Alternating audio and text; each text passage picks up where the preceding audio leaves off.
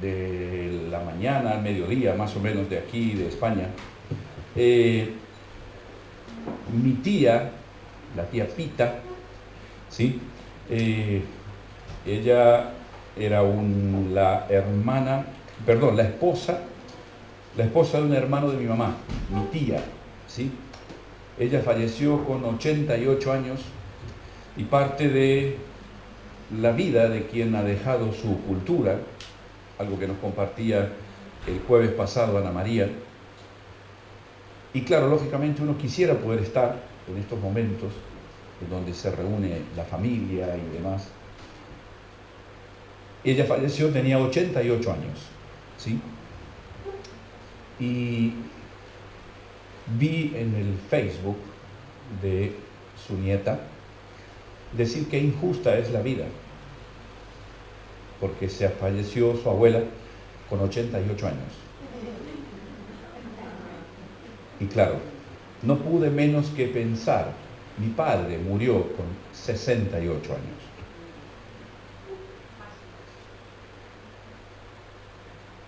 Qué diferente se ve la vida desde la gracia, hermano. ¿Cuántos años quiere vivir? 150. 88 años. Y sana de su cabeza, con las limitaciones lógicas de una persona de más de 80 años, ¿sí? Pero bien de la cabeza, pudiendo de alguna manera. Escribió un poema hace 10 días atrás y lo puso en Facebook, con 88 años. Y ver de pronto que esta chiquita ponía, qué injusta es la vida. No, la vida no es injusta. Nosotros somos injustos. Nosotros nos olvidamos de la gracia, nos olvidamos del perdón, nos olvidamos de todo lo que hemos recibido de Dios. ¿Por qué? Porque hay algo que no está como nosotros queremos. Y realmente esto, de alguna forma, hoy quiero compartir con vosotros algo que me ha ayudado muchísimo en mi vida, y creo que cuando uno camina con el Señor puede aprender muchas cosas. Y algunas cosas son importantes, otras son muy importantes, y otras literalmente señalan un antes y un después en tu propia vida. Y mi deseo es compartir esto con vosotros porque ha sido para mí y sigue siendo hasta el día de hoy una fuente de gratitud y de gracia de quién es Dios y quién soy yo. Vamos a orar por esto. Señor, en el nombre de Jesús, en esta tarde venimos juntos para poner nuestro corazón, nuestro oído, nuestra mente y todo nuestro ser delante de ti, Padre. Queremos adorarte. Y Señor, la adoración en este tiempo tiene que ver con disponer nuestro oído para que tú nos hables. Y Señor, yo tengo la responsabilidad de compartir esta palabra. Señor, pero soy también consciente que el único que revela la palabra es tu Espíritu. Por eso te ruego, Señor, auxílianos en esta tarde para que tu gloria sea manifiesta en medio nuestro. Señor, todo pensamiento que no tenga que ver con tu propósito, no permitas que salga de mi boca. Por el contrario, Padre, solo el agua fresca que viene del trono de la gracia deseamos para nosotros. En el nombre de Jesús. Amén. Amén. Muy bien. Yo tenía en realidad para hoy, quería compartir sobre otro tema. Pero en el transcurso de los primeros días de esta semana, esto comenzó a tomar un poco más de fuerza, y realmente esto es algo que a mí me ha tocado, como dije, profundamente. Y si nosotros pensamos, vamos a la Biblia y preguntamos quién es el enemigo, todos sabemos quién, pues la Biblia habla del enemigo, ¿sí? Pero la verdad es que no siempre reconocemos que hay más de uno. No siempre somos conscientes de esto.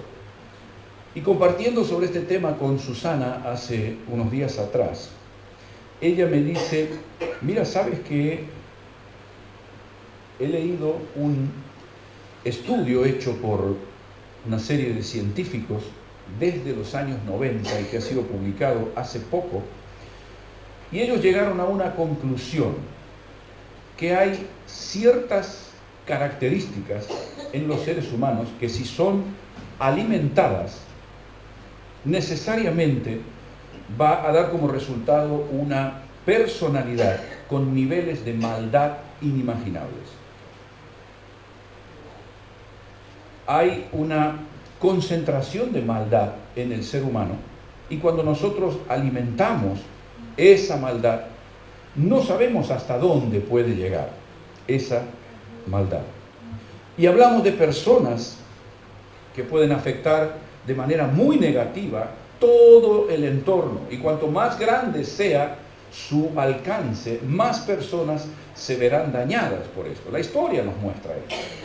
Gente con aires de grandeza, gente que se ha creído el dueño del mundo y que normalmente se caracterizan por hacer verdaderos desastres, ¿sí? Estas personas evidencian comportamientos como un exacerbado egoísmo, una necesidad constante de tener visibilidad, poder y admiración por parte de los otros, una soberbia dominante que, cuando no pueden seducir ni cautivar a los demás, no dudan en hacer uso de su insensibilidad emocional. Personas que no tienen empatía con los demás, que no tienen ningún sentimiento de culpa. Para ellos lo moral tiene que ver con lo que ellos aprueban.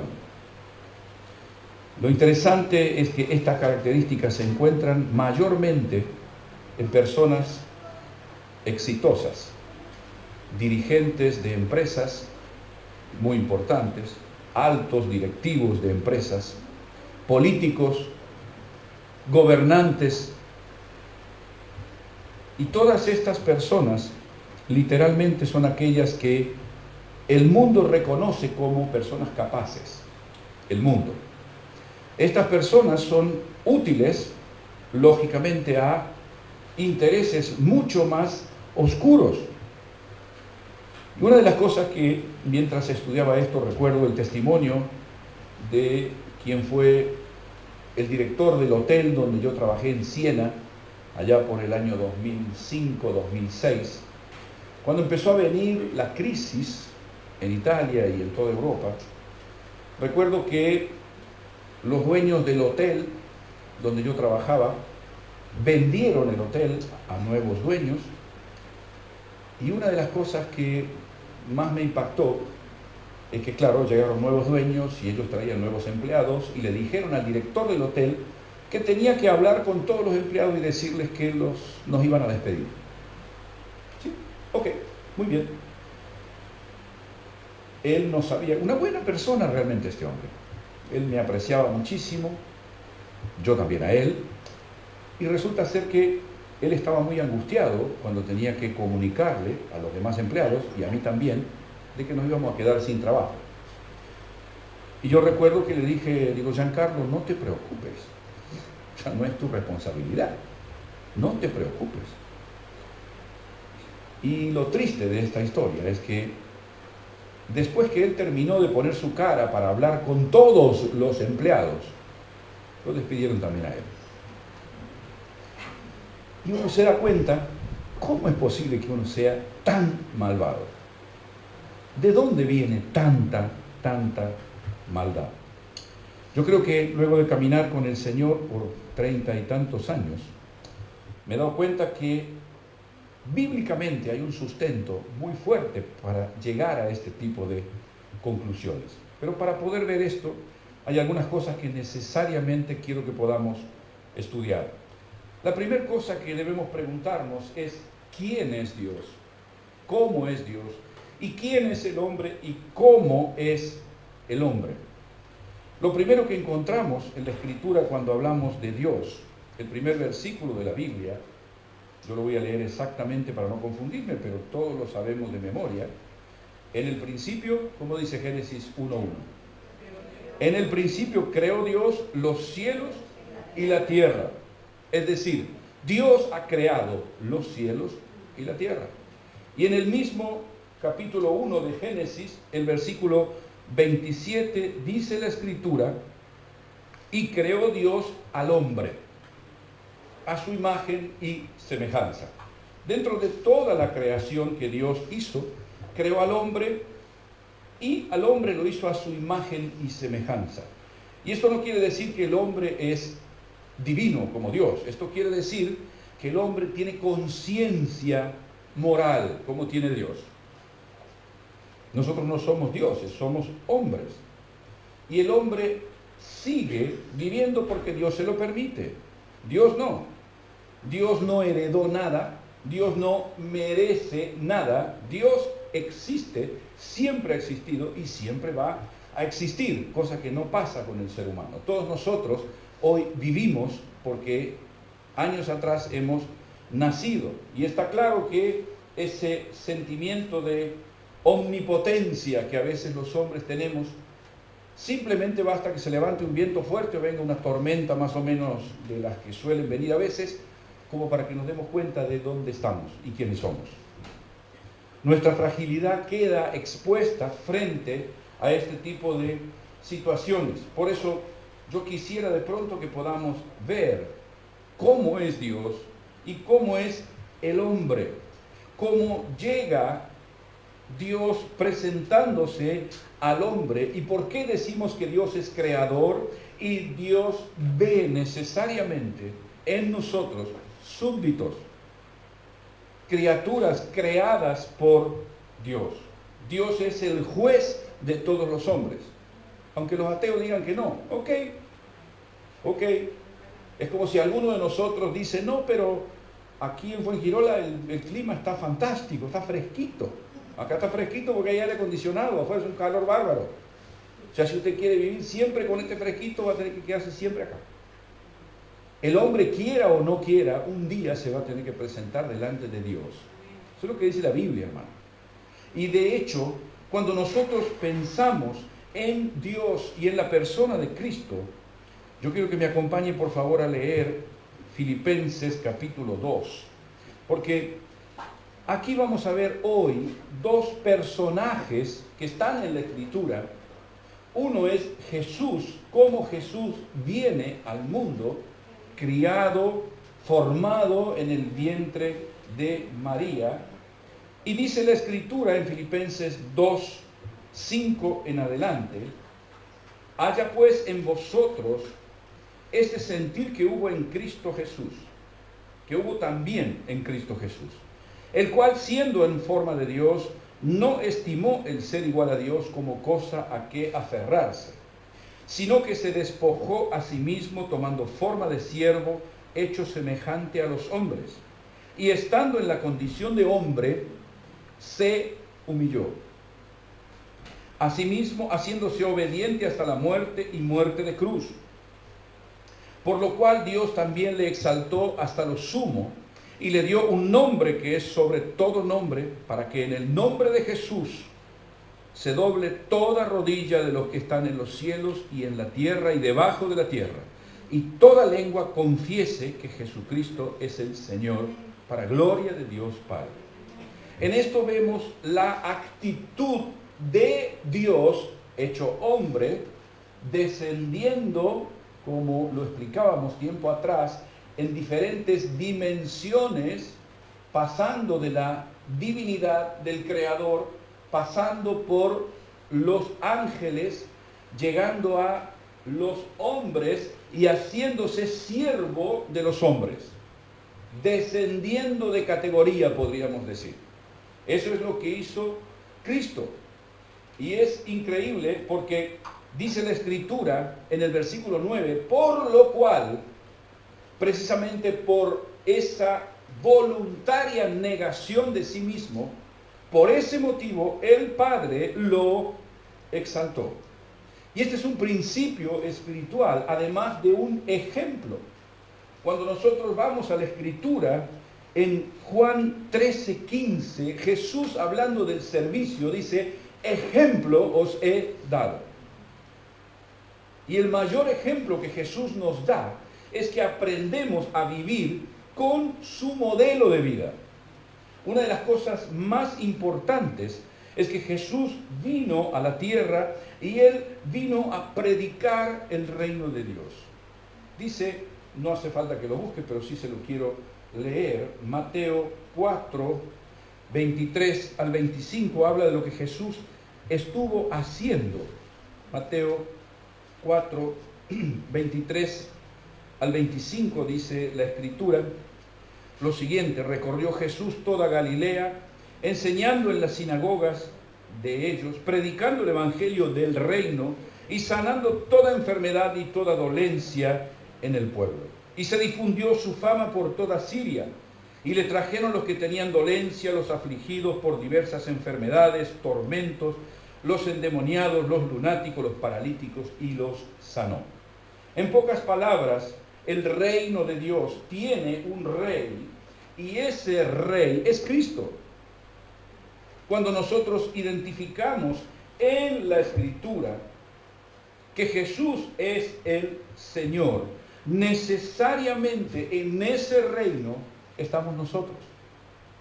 Nosotros podemos, como cristianos, tener un modelo delante nuestro y vivir en una dimensión de comunión con Dios que nos libra literalmente de las consecuencias del pecado.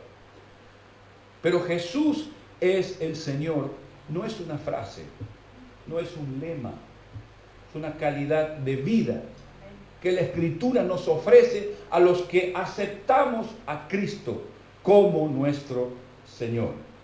Cuando nosotros identificamos la Escritura, vemos que Dios gobierna allí al hombre que reconoce por obra del Espíritu, porque no es de nosotros. El Espíritu Santo prende la luz y te dice, ¿tú ves? Tú puedes decir sí o no, pero si el Espíritu Santo no prende la luz, nadie puede ver. Eso es gracia. Todos tenemos ojos para ver a Cristo por el Espíritu. Cuando nosotros pensamos en esta verdad de la Escritura, lo que nace en el corazón de un hombre es gratitud hacia Dios. Pero claro, está la posibilidad también de que a alguien se le encienda la luz y no quiera ver. Y no quiera ver. Y allí es donde nos encontramos con el otro personaje del que yo les quiero hablar hoy. ¿Por qué? Porque si pensamos que Jesús es el Señor de un reino, este reino, como todos los reinos de la tierra, tiene enemigos. No hay reino que no tenga enemigos. Y si Jesús es el reino, es el Señor del reino de los cielos, ¿quién es el enemigo? ¿Y cuándo se declaró esta guerra? Yo quiero que venga conmigo y que vamos a entrar un poquito más en lo que es el origen del mal.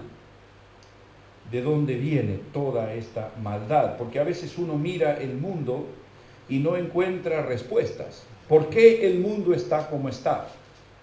¿Por qué estamos viviendo tiempos tan tenebrosos, tiempos tan oscuros, tiempos tan violentos? ¿Qué pasa? ¿Por qué tanta maldad?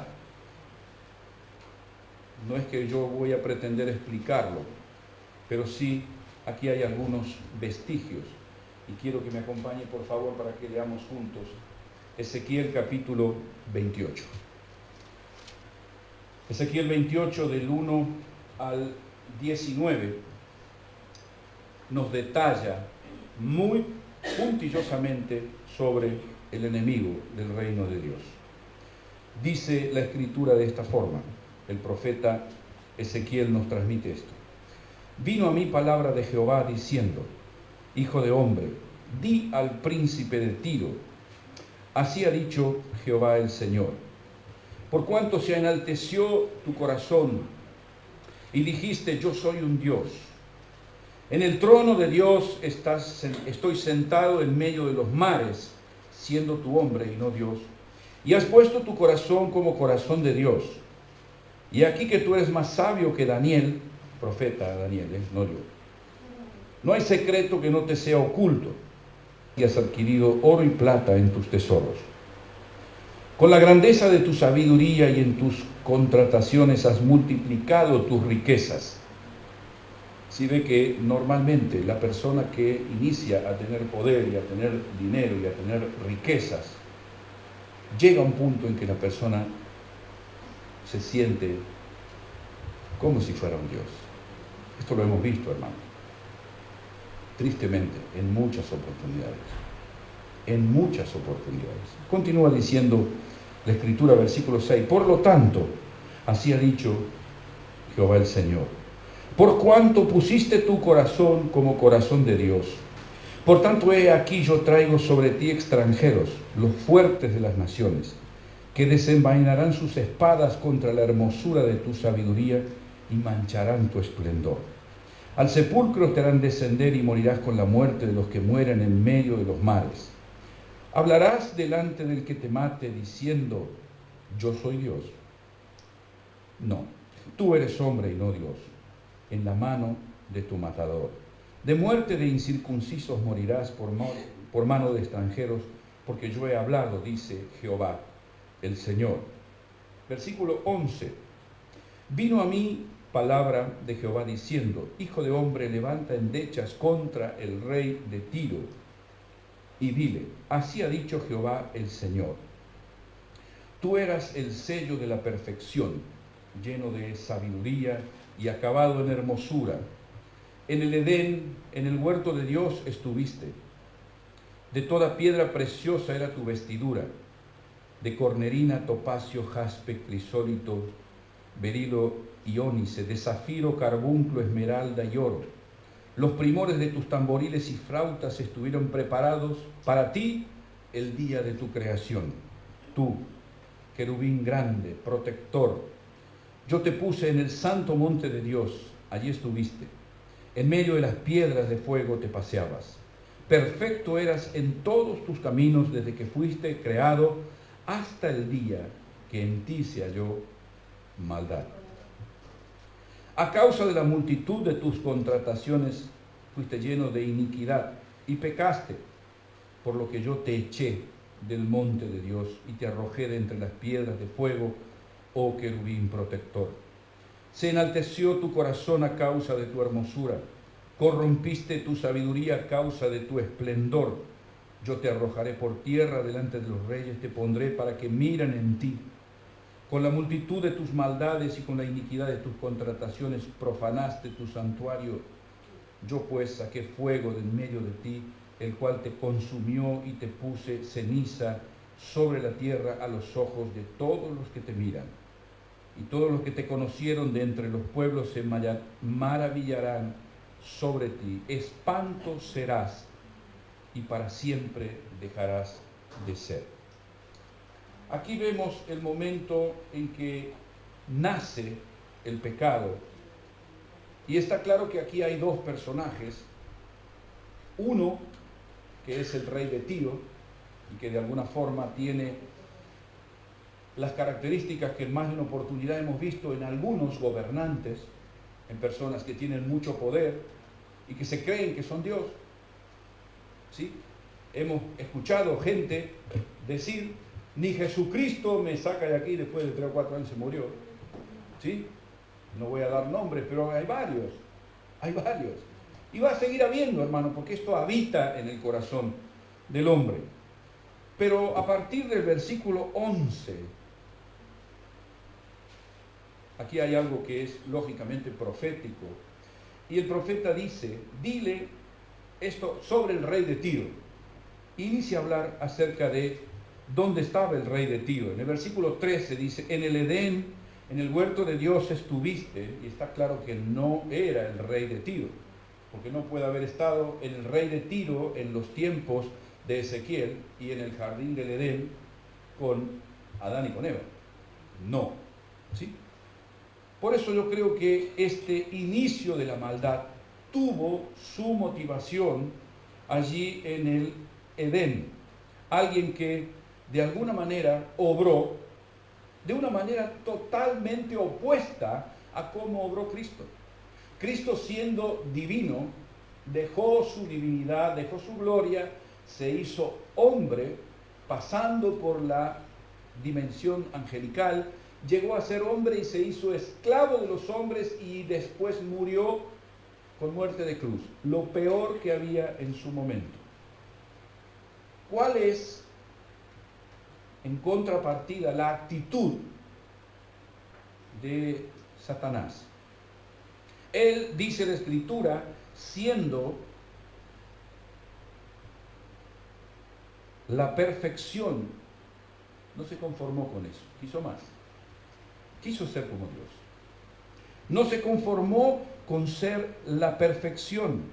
Se enalteció su corazón por causa de su hermosura. Se corrompió por causa de su esplendor. Y esto es algo que está muy a flor de piel en nuestra propia vida. Por una sencilla razón. Aquí vemos de alguna manera como alguien que tenía todo lo que necesitaba. Él cae en 3 pecados que yo creo que son de alguna manera la causa de todos los demás pecados. Él sufre de egoísmo, orgullo y rebelión. Se rebela contra Dios, no está conforme con lo que Dios le ha dado, dice, no, yo me merezco más. Y después él dice, yo no me importa lo que pase con los demás, yo lo quiero para mí. Eso es egoísmo. Egoísmo, orgullo y rebelión. Cuando nosotros pensamos en esto, yo quisiera que pudiéramos analizar algunos detalles sobre esto que pasó en el inicio de la creación. ¿Sí? En Génesis 3 hay un diálogo que todos conocemos entre Satanás y Eva. Aquí no vamos a poner por qué Eva habló, por qué no habló. Yo creo que si no hablaba Eva, Adán se le hubiera puesto adelante y le hubiera dicho, momentito que el hombre soy yo. ¿Qué desea? Porque somos iguales. Somos tan pecadores hombres como mujeres. ¿Sí? Y lo que sucede allí, el diálogo que se lleva a cabo ahí, dice la Escritura que en medio del huerto del Edén había una serpiente y que va donde está la mujer y le hace una pregunta muy significativa. Con que Dios os ha dicho que no comáis de todo árbol del huerto. Un poquito de verdad y un poquito de mentira. La estrategia preferida de Satanás. Conocemos cómo termina la historia. ¿Qué era lo que pasaba? Dice Ezequiel que Satanás estaba en plena comunión con Dios, pero fue expulsado. La primera característica que vemos en esto es cómo Satanás no podía disfrutar de comunión con Dios. ¿Qué quería hacer? Arruinarle la comunión con Dios a Adán y a Eva. Y lo logró. ¿Cómo? ¿Sembrando qué cosa? Lo que él tenía. Orgullo, rebelión, egoísmo. Eva inocentemente entra en diálogo. Satanás le pregunta, ¿así que Dios le ha dicho? No, dice, pero Dios sabe que si ustedes comen, serán como Dios. Y yo puedo imaginar a Adán y a Eva. ¿De verdad? ¿Y si es cierto y Dios nos lo ocultó? Perdió. Y ese es el peligro que muchas veces enfrentamos nosotros. Por eso yo quisiera que identificáramos estos tres hechos como conocemos la Trinidad, el Padre, el Hijo y el Espíritu Santo, pero creo que también hay una Trinidad en el infierno. Y esa Trinidad se llama literalmente orgullo, rebelión y egoísmo. Son las 3 características de Satanás. Él fue orgulloso, él fue rebelde, y está claro que todo eso él desea sembrarlo en nuestro corazón.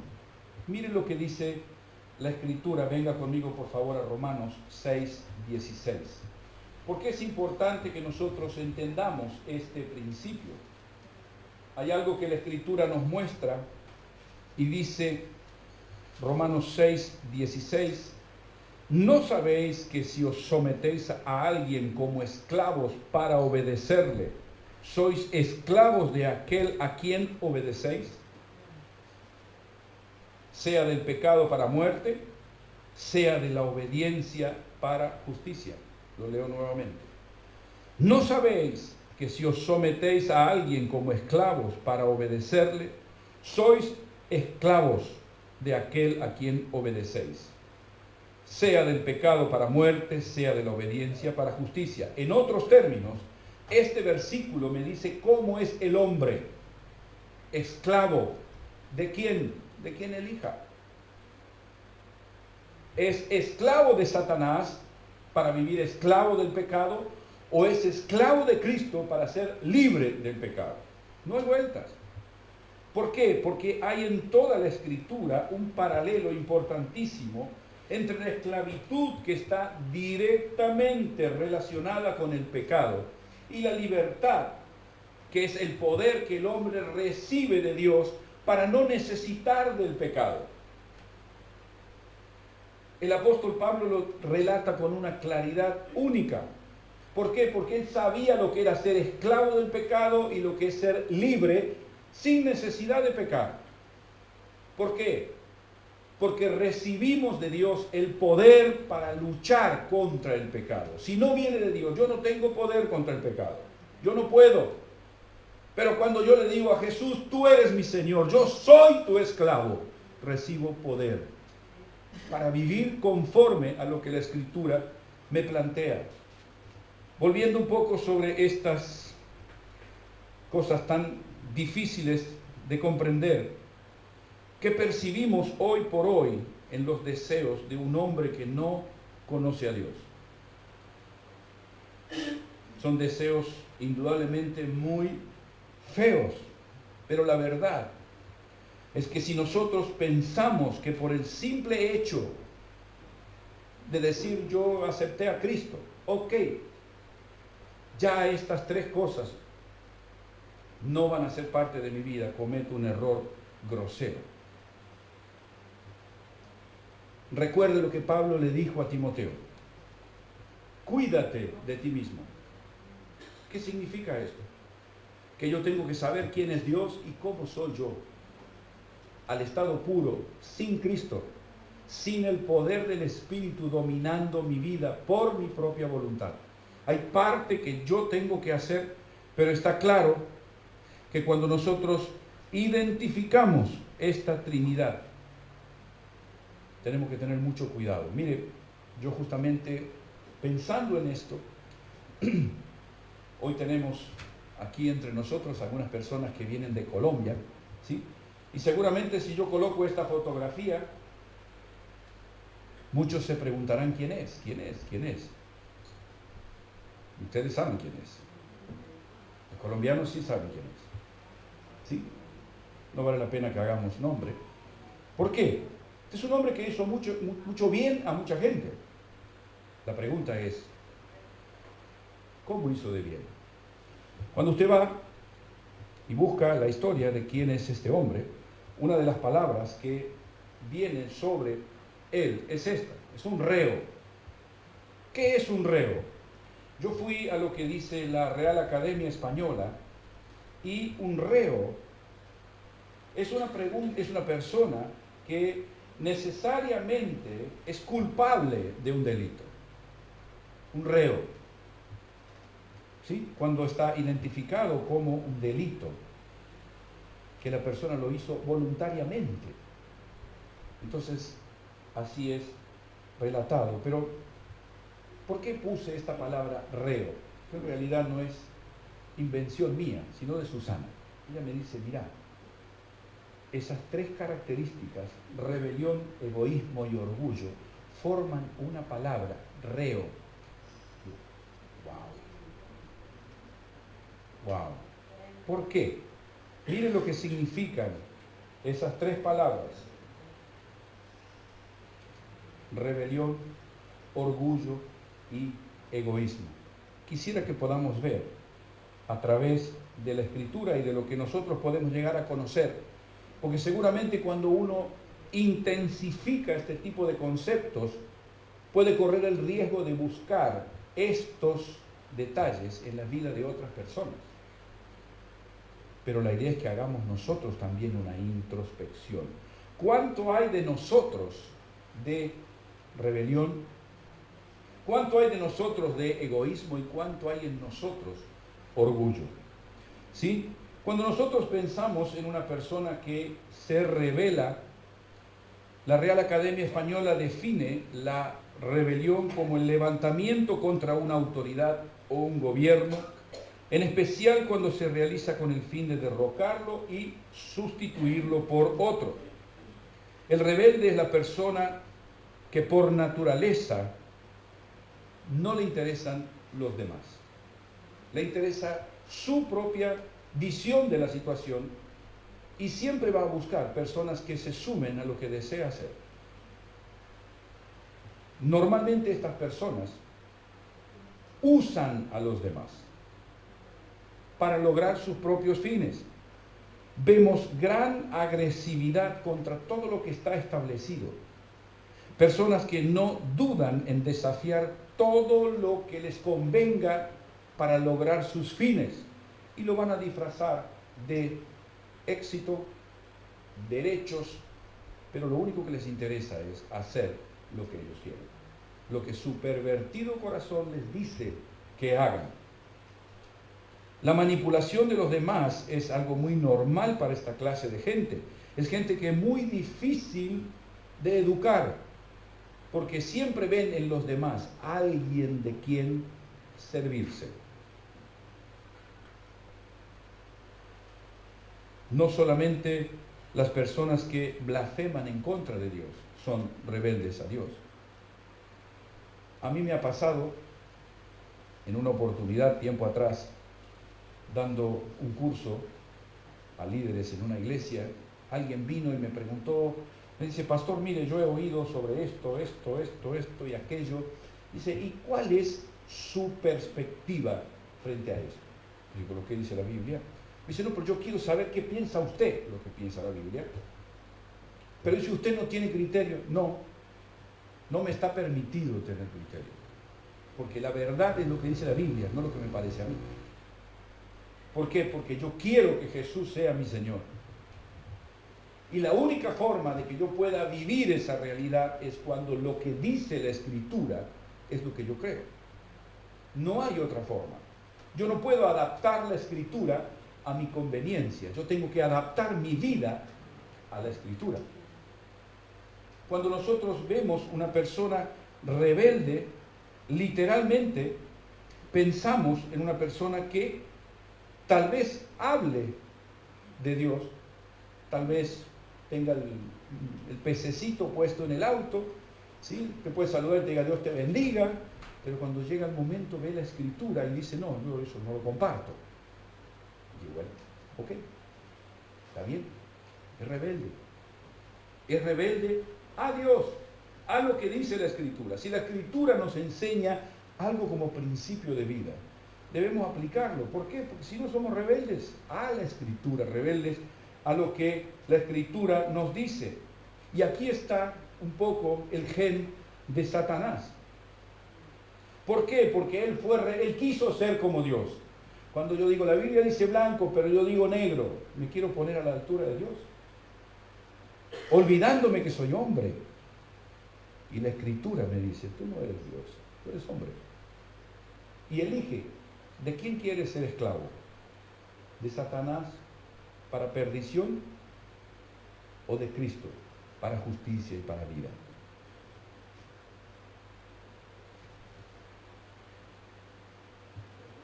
Una segunda característica que vemos es el egoísmo. Satanás, él creía que el mundo había sido creado para él. ¿Sí? Hay algunas frases que ¿sí? Se cree el ombligo del mundo. Sí, hermano, sí. Es un gen que está metido en nosotros. Es un gen que está metido en el hombre. Y yo creo que lo peor que nos puede pasar es que nosotros pensemos que el mundo existe para mí. No, hermano, nosotros somos algo dentro de una constelación de miles de millones de personas que por gracia hemos conocido a Dios. David dice, yo soy gusano y no hombre. Pero ¿cuál es la cuestión? Cuando yo alimento esto, De pronto, tomo la Biblia y empiezo que decreto y ordeno y esto. ¿Por qué? Porque yo soy el Señor. Pero eso no es el Evangelio, hermano. Eso no es el Evangelio. El Evangelio es Cristo viviendo en un pobre desgraciado, llenándolo de gracia. Eso es el Evangelio. Dice la Real Academia que el egoísmo es inmoderado y excesivo amor a sí mismo que hace atender desmedidamente el propio interés sin cuidarse de los demás. Hay una palabra conocida como narcisismo, ¿sí? Si conocen la historia de Narciso, era alguien tan bello que le encantaba mirarse en el reflejo del agua. Se paraba en el puente y se miraba y decía, ¡oh, qué bello que soy! Hasta que un día se cayó y murió ahogado. Eso es lo que le pasa, hermano, a la persona que es egoísta. Muere en sí mismo. Muere en sí mismo. ¿Por qué? Porque si Dios dio a su Hijo y Jesús dio su vida, ¿cómo cree que uno puede vivir mejor? Dando que lo que tengo. Pero estos sentimientos están. El hecho de pensar que todo gira a mi alrededor, el egoísmo en sí es malvado. Encontramos la historia que mencionó hace un poquito nada más Eileen. ¿Por qué Caín mató a Abel? Por envidia, porque él quería agradar a Dios. Y claro, como no lo pudo agradar, ¿qué hizo? Lo mismo que Satanás había hecho con Adán y Eva. Como Satanás no podía mantener la comunión con Dios, tentó a Adán y Eva para que pecaran. Como Caín no agradó a Dios, ¿qué hizo? Confesó a Dios su pecado, no mató a Abel. ¿Por qué? Porque eso está muy metido dentro del ser humano. El egoísmo herido, ¿por qué? Si me tocaba a mí, yo soy el mayor, yo soy el más lindo, yo soy esto, yo soy el otro. No toleró ver a su hermano en una posición que él quería tener. Es notable esta actividad, como en más de una oportunidad golpea la puerta de nuestro corazón. El simple hecho de pensar en que todo está dispuesto para mí. Y una tercera cosa que tiene que ver con esta trilogía es el orgullo, ¿sí? Algo que es una terrible pretensión delante de Dios. ¿Por qué? Porque el orgullo pretende apropiarse de algo que le pertenece a Dios. La gloria le pertenece a Dios. La gratitud le pertenece a Dios. Y está bien que agradezcamos a los demás. Está bien, no está mal que usted diga gracias a alguien. Pero sí está mal que cuando, por ejemplo, usted bendice a una persona, cuando usted le da una palabra de aliento, cuando usted le ayuda y todo eso, y la persona dice gracias, muchas gracias, te estoy tan agradecido. Fantástico. Enséñele a esa persona y dígale, mira, me trajiste 5 kilos de gratitud, ayúdame a levantarlo y se lo damos al único que merece. Esa es la cuestión. ¿Por qué? Porque dentro nuestro surge esto, el orgullo, apropiarse. Dice el Salmo 115:1, a Dios pertenece la gloria y no a los hombres. Damos la gloria solo a Dios y no a los hombres. Y hay una historia también que quisiera que leamos en el libro del profeta Daniel sobre el rey Nabucodonosor, al cual le pasó algo bastante parecido que lo que le pasó a Satanás. Se ve que no tenía el Génesis a mano para leerlo, Nabucodonosor. Pues si lo hubiera leído no habría tenido esta actitud. Pero en realidad, mire lo que dice Daniel capítulo 4, versículo 29. Daniel 4, 29. Este es el rey Nabucodonosor, que imagino lo que se consideró una de las maravillas de la antigüedad, los jardines de Babilonia, ¿sí? Imagino que este hombre, después que terminó su obra, dice la Biblia que él salió y dijo: ¿no es esta la gran Babilonia que yo edifiqué para casa real con la fuerza de mi poder y para gloria de mi majestad? Casi orgullo, ¿no? Lo peor del caso es que pensamos que Nabucodonosor era así. Nosotros no, yo no soy así. Aún estaba la palabra en la boca del rey cuando vino una voz del cielo, y ahí está el problema. Lo mismo que le dijo a Satanás: a ti se te dice, rey Nabucodonosor, el reino ha sido quitado de ti. Y de entre los hombres te arrojarán, y con las bestias del campo será tu habitación. Como a los bueyes te apacentarán, y 7 tiempos pasarán sobre ti, hasta que reconozcas que el Altísimo tiene el dominio en el reino de los hombres y lo da a quien Él quiere. En la misma hora se cumplió la palabra sobre Nabucodonosor, y fue echado de entre los hombres, y comía hierba como los bueyes, y su cuerpo se mojaba con el rocío del cielo, hasta que su pelo creció como plumas de águila y sus uñas como la de las aves. Imagínense. ¿Dónde está tu gloria, oh rey? ¿Dónde quedó la gloria?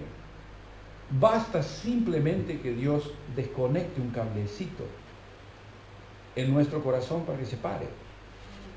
Basta que Dios desconecte un cablecito en nuestra mente para que vayamos a comer como los animales.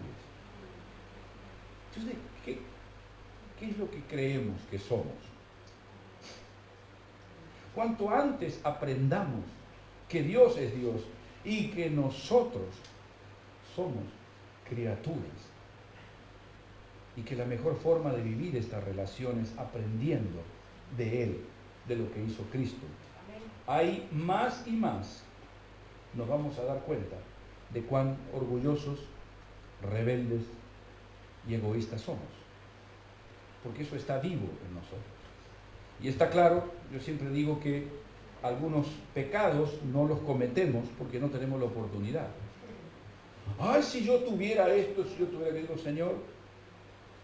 Salomón, en el ápice de su sabiduría, después la fue perdiendo con el tiempo, pero en su sabiduría dijo: Dios, no me des tanto para que te niegue, para que me olvide de ti, porque eso es lo que nos pasa. ¿Por qué? Porque somos rebeldes, somos egoístas y somos orgullosos. El hombre tiene estas 3 características y se retroalimentan. ¿Por qué? Porque el orgullo contiene rebelión y egoísmo. De la misma forma, la rebelión contiene al orgullo y al egoísmo, y el egoísmo le da forma a la rebeldía y al orgullo. Y tienen un amigo cercano que se llama envidia. Y hermano, esto está tan vivo en nosotros. Por gracia se mantiene donde corresponde. Pablo mismo lo dice: el pecado que mora en mí. ¿De qué estamos hablando, hermano? De nuestra propia naturaleza. Pero para eso está la gracia.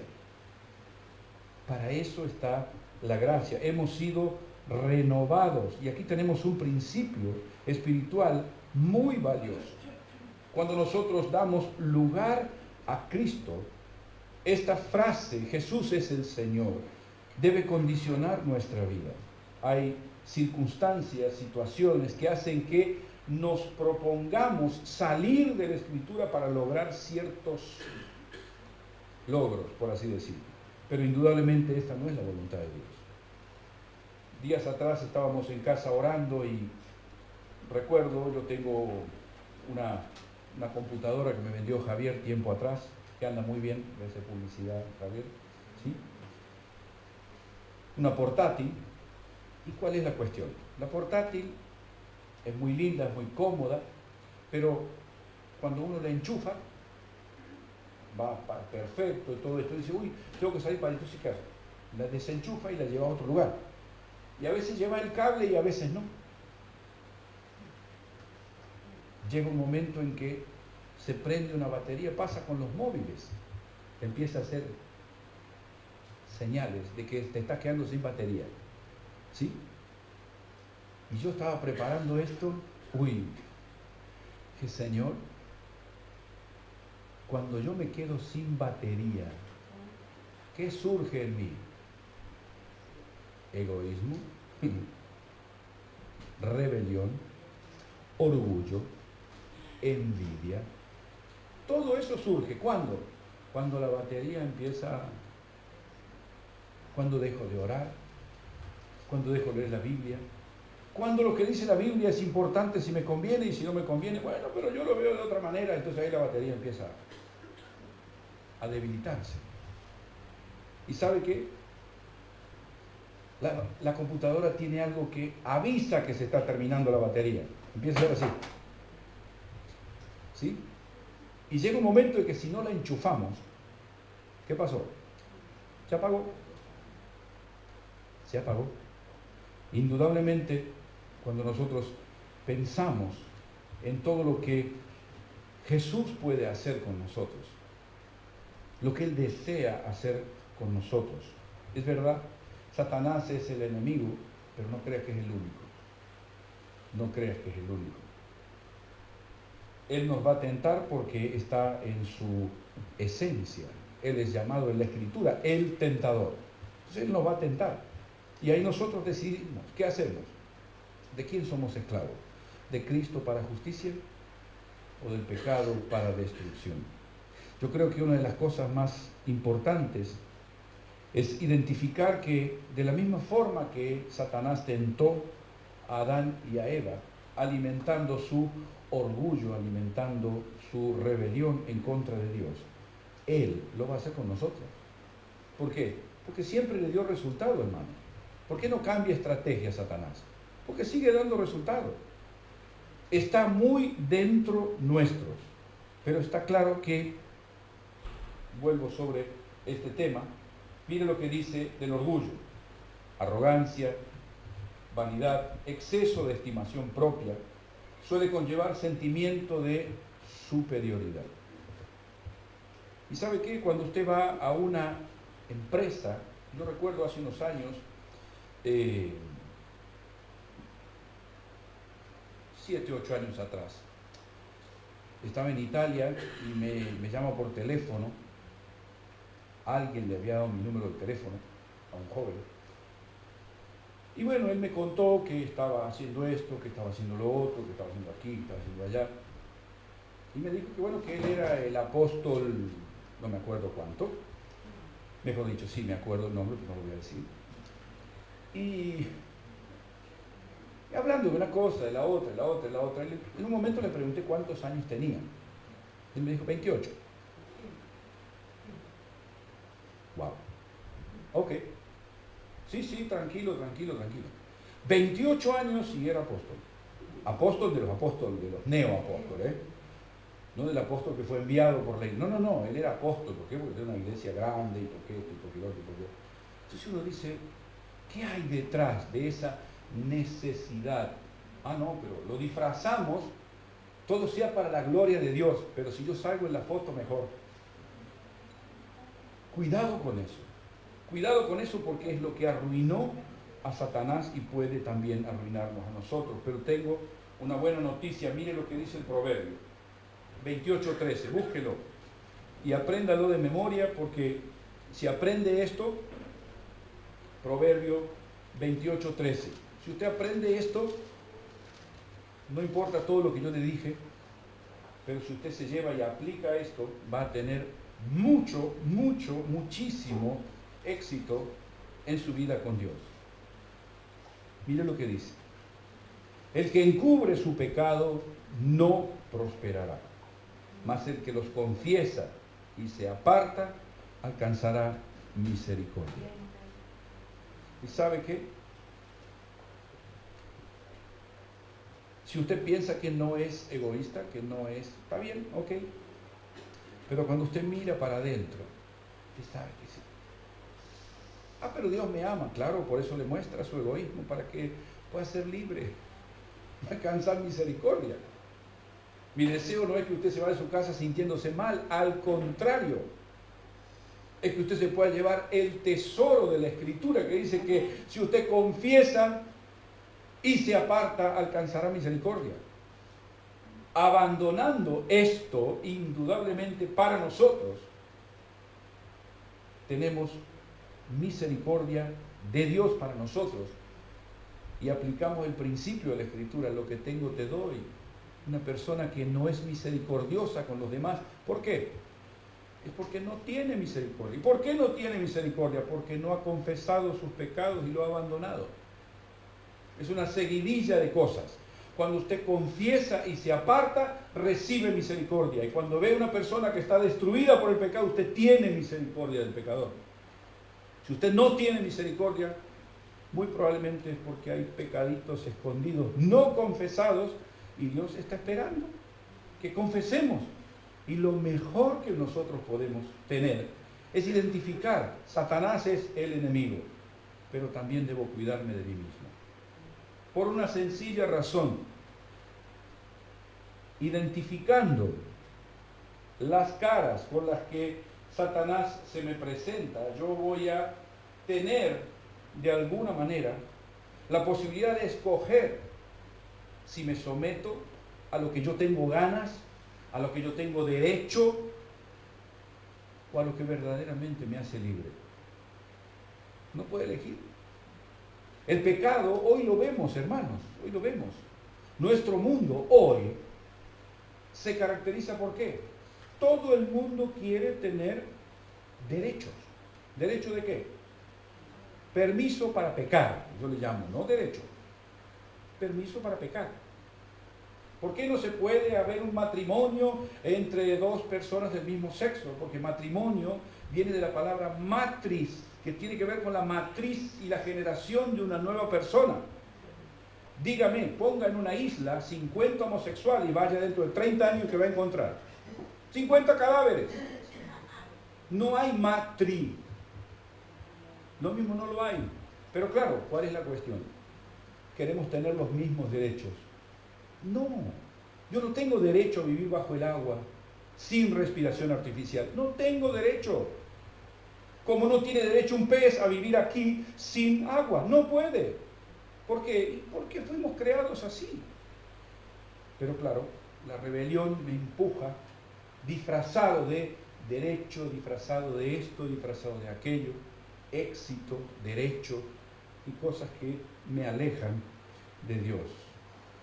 Una de las cosas que he ido aprendiendo y deseo seguir aprendiendo es que cuando uno busca de Dios, pasa algo como esto. Mire, uno tiene una transustanciación, cambia la sustancia. La persona orgullosa se vuelve humilde. ¿Por qué? Porque Jesús dijo: aprendan de mí, que soy humilde. Y cuando yo me convierto, ¿qué tengo que hacer? Aprender a ser humilde.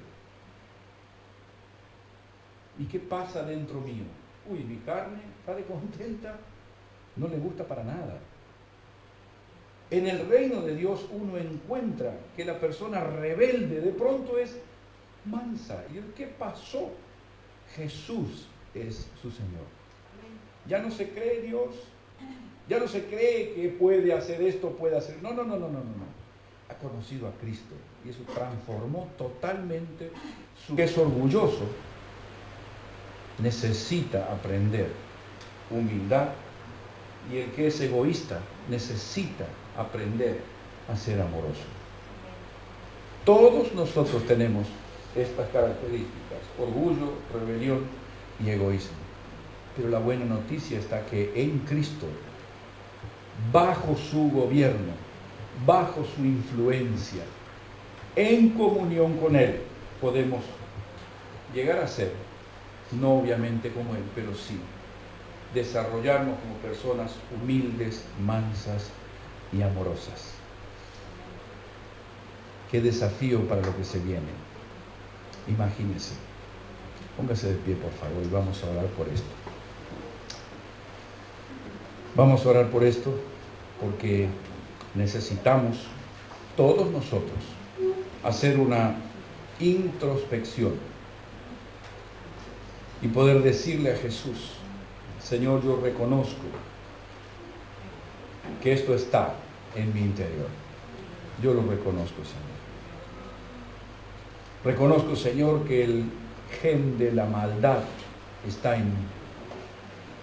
Y, Señor, si no se ve todo, es por la gracia que he recibido.